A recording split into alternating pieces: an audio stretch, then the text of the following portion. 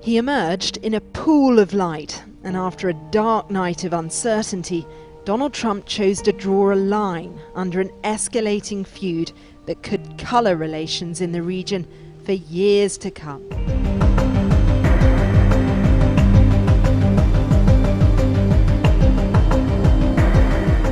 Wait a minute! What the devil do you see? Many saw this. Yeah! Devil horns? Given all the bad stuff happening around the Persian Gulf these days, no wonder it was dubbed Dawn of Evil. That's creepy. The photo was taken by an astronomy buff on vacation in Qatar during a partial eclipse back on December 26th. It went viral after it was published as NASA's Astronomy Picture of the Day. Though physics professor Robert Nemiroff helped pick the photo, he didn't see devil horns. The sun was rising with the moon blocking part of it. Plus, the surface of the sea played tricks with the light. It was a mirage effect. In 2019, that's according to the National Oceanic and Atmospheric Administration's annual climate assessment.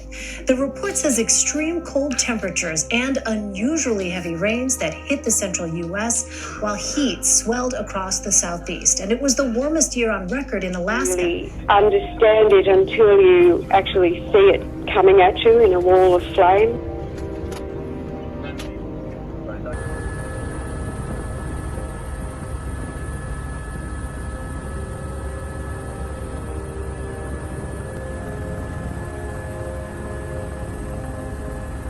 Everything is so dry here, and it's been drying out for, 2 years. So it's very volatile. And of course we have the eucalyptus, which is in the air. It's volatile too. So it just explodes. It's very, very terrifying. The fire still came at us, even though we were very well prepared. There was over 200 firefighters here from various areas in Australia that were helping us to fight the fires. Intimidating pictures from an RFS helicopter west of Nowra as the Currowan fire roared into new life today. A house was right in front of the flare-up. It's moving fast. Coastal residents warned to seek shelter. And at Nelligen, west of Bateman's Bay, another monster. Several homes in the line of fire there. Friend's house. About to burn down by the looks of it. Whipped up by strong north to northwesterly winds. Firefighters are exhausted and one cannot contain his anger. You from the media, tell the Prime Minister to go and get from Nelligen. And from a female colleague to the PM. Stand down now. High emotion amid desperate, dangerous and almost deadly work that sees that first firefighter collapse by the roadside. I've lost 7 houses already in Nelligen. I'm not going to lose any more. It was close, but heroic efforts saw most saved.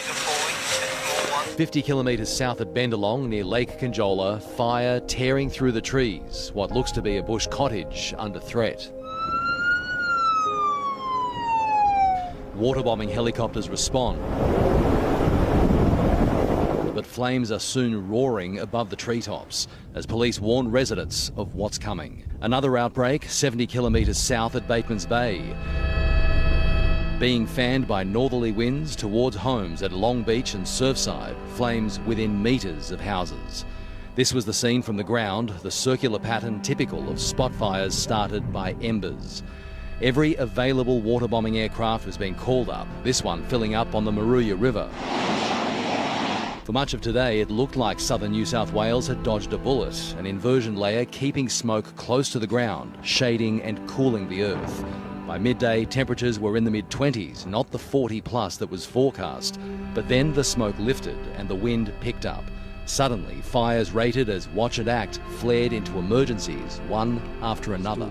Very strong, and it will take some time, and that will require a considerable amount of effort. And we absolutely understand that that is where the primary focus is, particularly of the fire commissioners as they're addressing that very urgent task. A break in the weather. Visibility at 900 metres. This Bell Long Range helicopter was finally given clearance to fly. 03 for departure, coastal. On board, Ian Jauncey, the air attack supervisor for the New South Wales Rural Fire Service. Because it's been so smoky and everything, they've got very little intel on exactly what the fire's doing. Yeah. So they're trying to Right. Since the border fire that crossed from Victoria into New South Wales roared through parts of the far south coast over the weekend, decimating townships, firefighters have been unable to get an aerial view of the monster they're battling until now.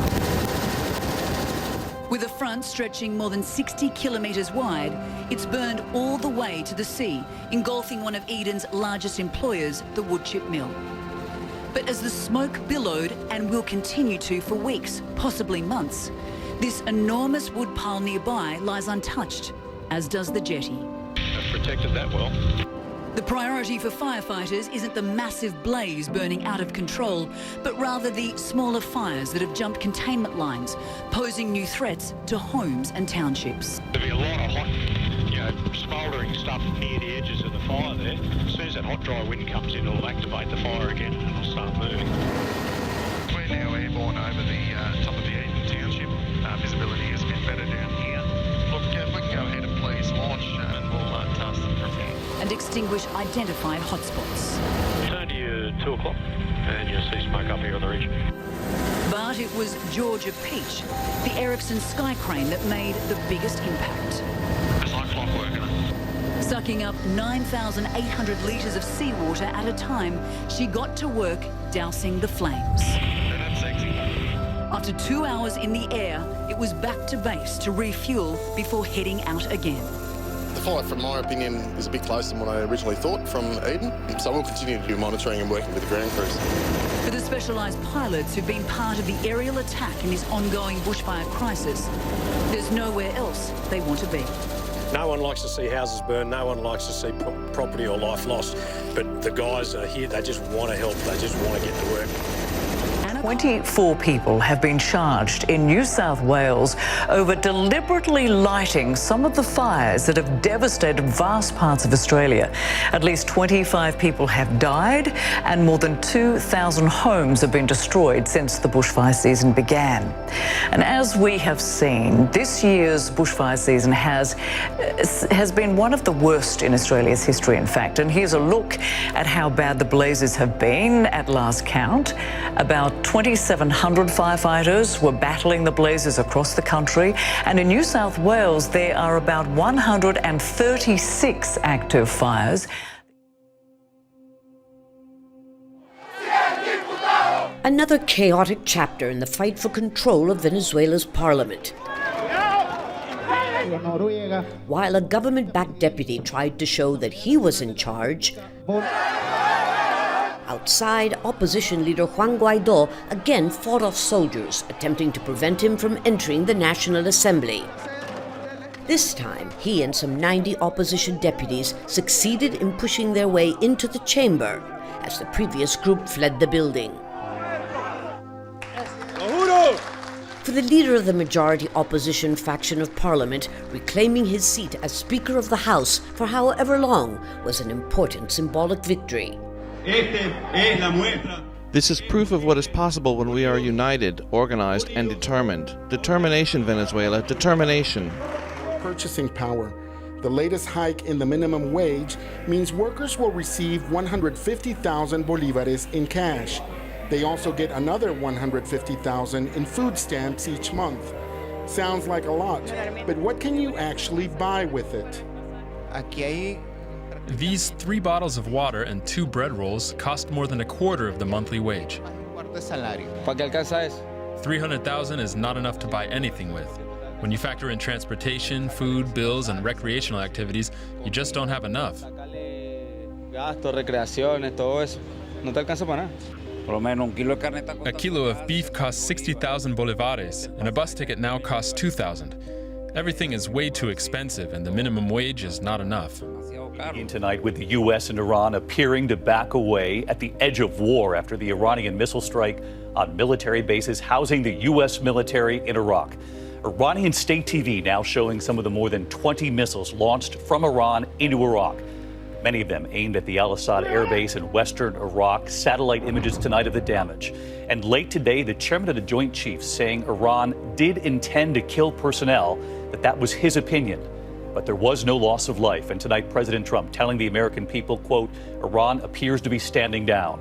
No U.S. military response, but imposing harsh new sanctions. Will it end there? As long as I'm president of the United States, Iran will never be allowed to have a nuclear weapon. Good morning. I'm pleased to inform you the American people should be extremely grateful and happy.